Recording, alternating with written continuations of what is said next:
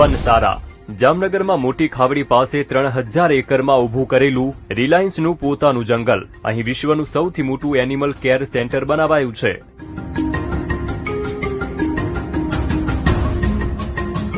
દેશનું આ પહેલું રિહેબ સેન્ટર છે જ્યાં દરેક પ્રાણીઓની અનુકૂળતા મુજબ જંગલનું વાતાવરણ ઊભું કરવામાં આવ્યું છે. આ પ્રોજેક્ટ અનંત અંબાણીનો ડ્રીમ પ્રોજેક્ટ છે.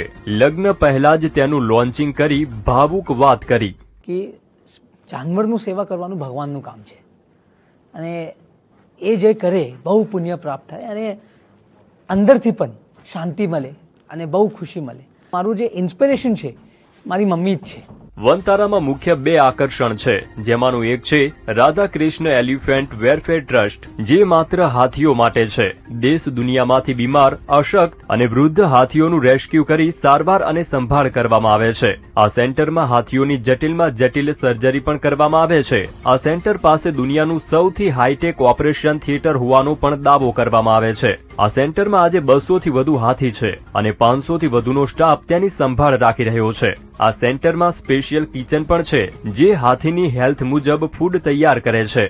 એ ઓપરેશન થિયેટર કોઈ પણ ઓપરેશન હ્યુમન ઓપરેશન થિયેટર જે કહેવાય એનાથી 4 ગુણો એડવાન્સ છે કે અમારા પાસે વિડીયો કોન્ફરન્સથી રોબોટને ઓપરેટ કરી શકીએ 5Gના માધ્યમથી, જે આજે થતું હતું.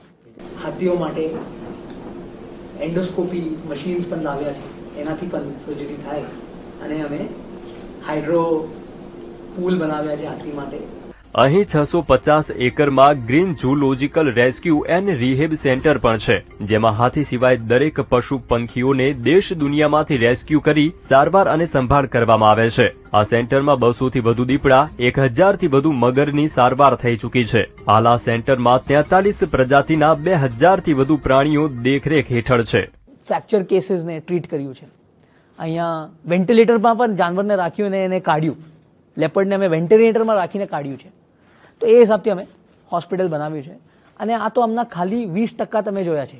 વનતારામાં હાલ 2500 થી વધુ કર્મચારીઓ કામ કરી રહ્યા છે. આ સેન્ટર દેશના તમામ 150 થી વધુ ઝૂને સહયોગ આપશે. આગામી સમયમાં અહીં ઝૂલોજિકલ પાર્ક બનશે અને સામાન્ય નાગરિકો પણ આ પાર્કની મુલાકાત લઈ શકશે.